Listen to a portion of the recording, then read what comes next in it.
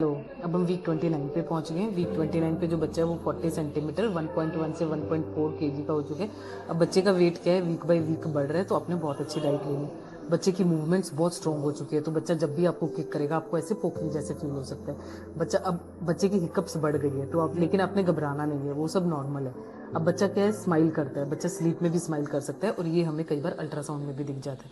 अब बच्चे की स्किन पे जो फैट की जो ग्रीजी लेयर डिपॉजिटेड थी वो डिसअपियर होने लगी है, जिसे हम वर्निक्स कहते हैं। अब बच्चे की पूरी बॉडी पे फैट डिपॉजिट होने लगे, बच्चा चब्बी चब्बी लगेगा, बच्चे की जो रिंकलिंग्स थी वो जा चुकी है। अब बच्चा बहुत सारे स्टिमुलस को रिस्पॉन्ड करता है, जैसे आप पेट पे आप कोई साउंड करें या पेट पे लाइट मारे, या फिर आप बच्चे के साथ कोई सॉन्ग सिंग करते हैं, या आपने कोई शुगरी फूड खाया तो बच्चा मूव करता है। ये तो थी बच्चे की बात। अब मदर में क्या होगा, मदर में वेरिकोज वेन्स डेवलप हो सकती है, लेग्स पे, वल्वा पे, रेक्टम पे, क्योंकि अब क्या ब्लड का वॉल्यूम बढ़ रहा है, बढ़ते हुए यूट्रस से जो मेजर ब्लड वेसल्स है वो कंप्रेस हो रहे हैं। तो अगर तो आपको कब्जी रहती है, आपको कब्जी नहीं होनी चाहिए, कब्जी की वजह से ब्लीडिंग हो सकती है। अगर ब्लीडिंग बहुत ज़्यादा हो रही है, आपका हीमोग्लोबिन कम हो जाएगा, आप अपने डॉक्टर से मिलिए।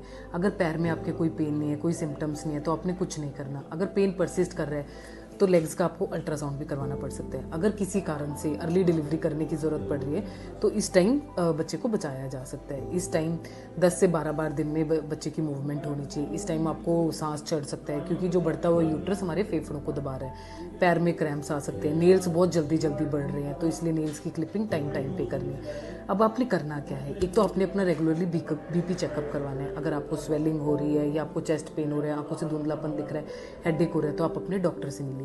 लोग कहते हैं कि घी खाइए, घी से स्मूथ डिलीवरी होगी। देखो, किसी रिसर्च में ये नहीं कहा गया कि घी से स्मूथ डिलीवरी होगी, लेकिन घी में एंटीऑक्सीडेंट्स हैं, मिनरल्स हैं, तो आप ये खा सकते हैं। लेकिन अपना ज़्यादा वेट मत बढ़ाइए, क्योंकि कम करना बहुत मुश्किल हो जाएगा। आप अपनी yoga, exercise, pelvic floor exercise अब इस टाइम कर सकते हैं, क्योंकि इससे क्या होगा, सिजेरियन हो या नॉर्मल डिलीवरी हो, तो अर्ली रिकवरी होगी। अगर आपने अपने बच्चे का कॉर्ड ब्लड प्रिजर्व करवाना है तो कॉर्ड ब्लड बैंक से अभी बात कर लीजिए। आपका ब्लड ग्रुप नेगेटिव है, हस्बैंड पॉजिटिव है, आईसीटी नेगेटिव है, तो एंटीडी लगवा सकते हैं, टी डैप की वैक्सीन लगवा सकते हैं। आपने लेफ्ट लेटरल या राइट लेटरल पोजीशन में रेस्ट करना है, स्मोकिंग, अल्कोहल अवॉइड करना है, कैफीन का इंटेक लिमिटेड रखना है, विटामिन डी लेना है, अपनी डाइट अच्छी रखनी है, और मुझे फॉलो करना है।